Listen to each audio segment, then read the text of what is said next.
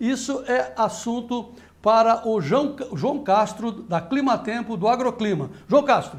Então, João Batista, o que a gente vê aqui na nossa imagem de satélite é o começo de uma organização dessa nebulosidade aqui, ó, que ela deve atingir mais fortemente essa faixa central. Na semana passada, essa umidade estava posicionada mais aqui na faixa norte, lembra?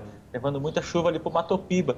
Como a gente estava prevendo, essa nebulosidade ela desceu para cá e agora esse corredor de umidade ele deve começar a se formar aqui, cortando a faixa centro-sul, levando chuva então para os estados produtores aqui do Centro-Sul, como Paraná, Rio Grande do Sul, São Paulo, Goiás. Isso aí a gente vai ver agora nas próximas telas, falando de previsão. Vamos começar vendo a previsão para hoje, então. Ó. Hoje, então, vamos ver aqui, ó, dia 9 de novembro, a gente começa a ver que ainda hoje já tem previsão de chuva aqui, para chuva inclusive em alguns pontos volumosos aqui para o estado do Paraná. Ó. Você tem essa aqui a região de Castro, de Toledo, você tem aqui ó, chuvas aqui na faixa dos 20 e 30 milímetros, a mesma coisa aqui para o sul do Paraná. Isso aqui é uma notícia muito positiva para o Paraná, né? Chuva de certa forma volumosa, que é muito importante para a agricultura. Para os outros estados a gente vê que está naquele tom azulzinho ainda fraquinho aqui, ó, Goiás, Triângulo Mineiro, região de Ribeirão Preto aqui, São Paulo, boa parte do Mato Grosso do Sul, mas a gente vê que começou a se organizar a chuva e ela também começa a cortar aqui, ó, nessa orientação aqui ó, de sudeste para nordeste, aqui para noroeste, aliás, aqui no estado do Mato Grosso. A gente vê que começa a aparecer a cara da chuva. Ontem já choveu bastante lá no Mato Grosso, em alguns pontos aqui na região do Parecis, chuvas de 40 milímetros, 60 milímetros, então é uma notícia interessante para regar o solo, né, levar bastante umidade para as lavouras que estão se iniciando. Esse padrão você vê que ele também pode acontecer aqui para o Mato Grosso do Sul. Aqui, ó. Então você vê que também tem nebulosidade, indicativo de chuva no Mato Grosso do Sul. A mesma coisa aqui valendo para o Paraguai, praticamente no Paraguai inteiro. Volumes de precipitação ali entre 15 e 20 milímetros, mas é uma chuva ok que ajuda. Tá? Vamos ver amanhã como é que fica? Então vamos lá, dia 10 de novembro, olha só. Aquela nebulosidade ela vai estar organizada, então a gente vê aqui ó, pintadinho de vermelho, que é aquela chuva que a gente gosta, João, acima de 20 milímetros, que ela atinge aqui uma boa parte aqui do norte, noroeste do Mato Grosso, todo o oeste do estado de São Paulo também recebendo boas chuvas, Mato Grosso do Sul, região dos Chapadões aqui, divisa com Goiás também, ó, entre Mato Grosso do Sul e Goiás recebendo chuvinha ali, 15, 20 milímetros, e aqui no sul do Mato Grosso também. Essa nebulosidade ela se espalha, ó, veja aqui o indicativo colorido, indicando onde vai ter chuva, né? Então você tem chuvas em Minas Gerais e também no estado de Goiás, mas veja que ela está não está homogênea, né? Então você tem alguns pedaços assim, vamos dizer assim, a metade leste de Goiás com chuva fraca e já lá na metade oeste divisa com Goiás, com Mato Grosso, você já tem um indicativo de chuvas um pouco mais volumosas. Então esse corredor de umidade, João, ele vai se formar, mas ele está meio fragmentado, não está muito bem organizado. Vamos olhar adiante aqui, já estamos lá no dia 11, ó. Então, o que a gente vê? Aquela nebulosidade, aquela chuva forte, ela segue parada aqui, ó, no estado de São Paulo, divisa com o estado do Paraná. Ela começa a descer também um pouco aqui, ó, pega a chuva no leste de Santa Catarina e também na região serrana do estado do Rio Grande do Sul. Mas aqui você tem aqui também o Mato Grosso recebendo chuva, Minas Gerais, Triângulo Mineiro, olha aqui, ó, interessante, ó, quase todo o Triângulo Mineiro recebendo bastante chuva, essa chuva aqui na casa dos 20 e 30 milímetros. Pontualmente, João, essas chuvas podem ser mais volumosas, então aqui a gente vê um estado mais geral, né?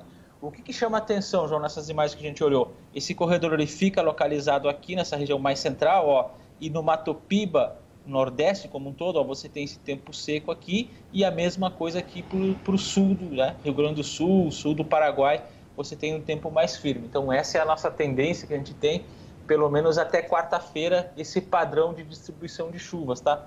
Eu trouxe aqui para a gente olhar, João, só para a gente, vamos dar aquele olhar lá para frente, né? Eu trouxe uma agrocidade aqui, lá do estado do Paraná, Maringá, o produtor está sempre muito atento na região de Maringá, o noroeste do Paraná como um todo, né? Em relação às chuvas.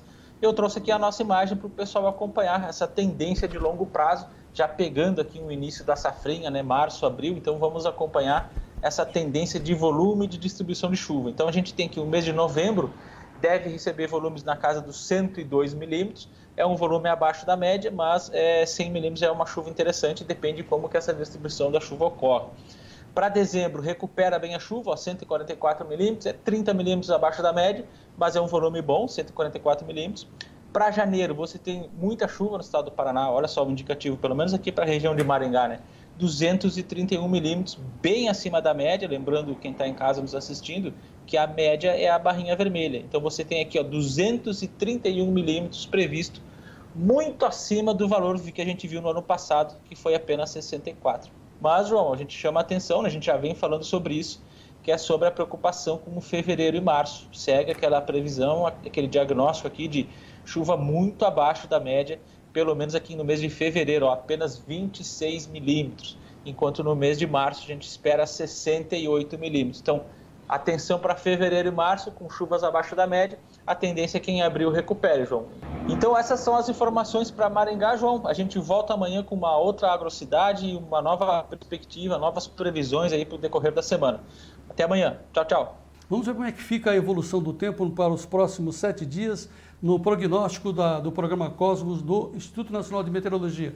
No ar, amanhã, já começa no dia 11, na verdade, né? Nós pegamos errado aí.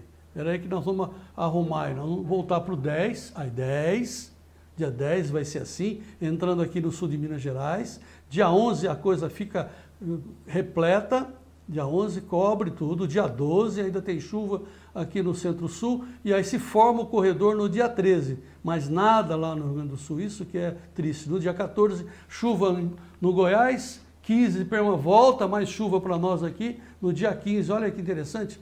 E aí, claro, tem um pouco de umidade lá no Rio Grande do Sul, até no dia 16, mas as chuvas estão entrando direto naquele entorno lá no Cone Sul da Argentina, com o Paraguai direto em Santa Catarina e Paraná. E o Rio Grande do Sul, o Laninha não deixa a umidade se espalhar lá nas terras gaúchas, infelizmente. Olha, o Paulo Centelhas, o professor Paulo Centelhas da Exalc USP, deu uma excelente entrevista para a gente nesse final de semana. Eu quero recortar um pedacinho, um destaque do Paulo Centelhas, quando ele fala, atenção, o problema está no subsolo, no lençol freático, nossas reservas hídricas estão muito críticas. A cana, café, todas estão sendo atingidas, porque não é só falta de água aqui em cima, não, é embaixo do solo. Veja o que diz o professor Paulo Centelhas. Mas o que a gente vê nesse momento, e aqui é observado, né, o que a gente está vendo em termos de armazenamento é realmente um quadro muito crítico, e aí a gente vê a perspectiva. Então, só para você ter uma ideia, no caso da cana-de-açúcar, tem gente que vendeu açúcar no mercado futuro que já está pensando em comprar esse açúcar de volta, um pouquinho mais caro, para lá na frente, quando o preço realmente subir, poder vender numa situação melhor. Então veja que até para isso as informações de clima servem, mesmo no cenário crítico, para se tomar decisões a respeito de comercialização dos produtos. E isso vai acontecer com a soja, isso vai acontecer com o café e isso vai acontecer com o suco de laranja. Por quê? Porque a perspectiva que a gente tem para a próxima safra são de quebras em todas essas culturas.